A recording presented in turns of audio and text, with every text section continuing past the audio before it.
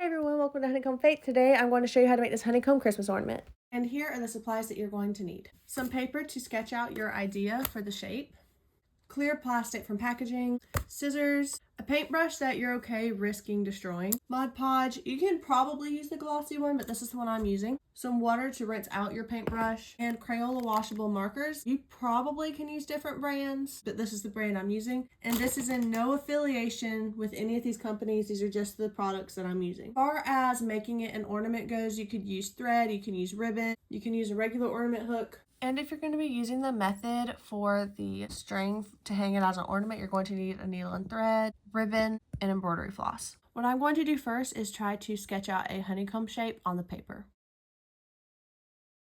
The next thing you're going to do is take a clear piece of plastic from packaging, and then we are going to either trace with a Crayola washable marker or take something sharp and pokey and trace around like the external lines. You don't have to do all of these. You can if you want to, but you don't have to do all of those lines because you could just lay this over your piece of paper and trace where you're going to paint at that time. That makes it a lot easier to see.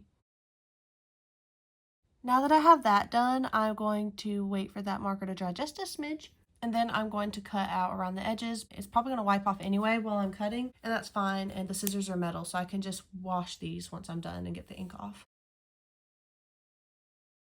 Alright, it's not perfect, but we're going to try and make this work. You could probably do this with Sharpies, but I like the non-toxic route, so I'm using Mod Podge and the Crayola markers. I like mixing that together because it makes it where the color won't wash off. Even Sharpie, if it gets any kind of moisture on it, it's going to go everywhere and stain things. Ask me how I know. So we are going to start tracing the details on. I know it's not perfect.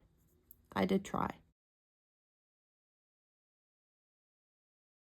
And earlier I forgot to say you're going to need something to pour some Mod Podge on. This is an old Cool Whip container lid. We're going to use this. Oh, and make sure you have paper towels with you as well. You're going to need those available. See, it's right there, and it's hard to open your lid because it glues it shut. Try to remember to wipe it off. You're going to have a better chance at opening it next time. I have this together now, and we're going to take our paintbrush and we're going to put it in here, and we're going to get it just soaked and glued like this. And we're going to start going over the orange sections. See that orange tint to it, and it's mixing with the colors. And you're going to do that around the whole edge. So now that it's dry, I'm going to flip it, and I'm going to color the entire back of this with this yellow marker and Mod Podge it.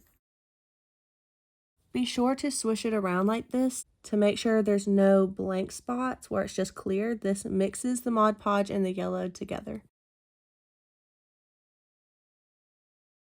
Now we're going to wait for this side to dry. See how I did like the little taps all over it? That's going to give it more of like a frosted effect once it's dry. And you could do several layers of this if you want once it's completely dry. Now because I want it darker on both sides, I'm going to use the orange on the side that I just did the yellow, and then once I flip it over, I'm going to do the yellow on the side that I did the orange.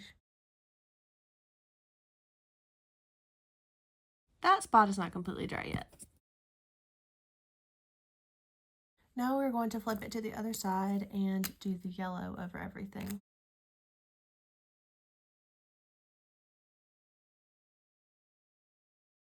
Now that that's drying, I'm going to probably be done after this, unless I want to do one more clear coat of Mod Podge on both sides once I'm done, but I don't think I will. So I just tied this bow, and I forgot to do it on camera. And for the string, I'm going to use embroidery floss, but I'm going to braid several strands together. Clip the strands into this craft box so it'll hold it still for me to braid it. There'll be 2 strands in each section, and I'm going to start braiding it really tightly. And now we're going to knot the end. And we're going to knot the other end as well because it's a little bit too low where it started because of how I had to clip it in the craft box.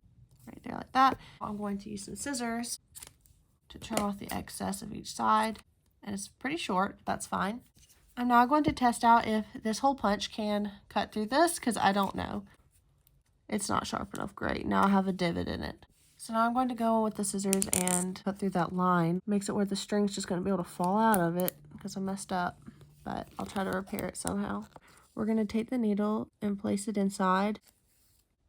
And we're going to sew through, place it inside. I don't want it to be seen in the front of the ribbon, but it might end up being seen in the front of the ribbon. It's so hard to sew this because the angle, it's outside. I'll just pop it back in once it's sewn in.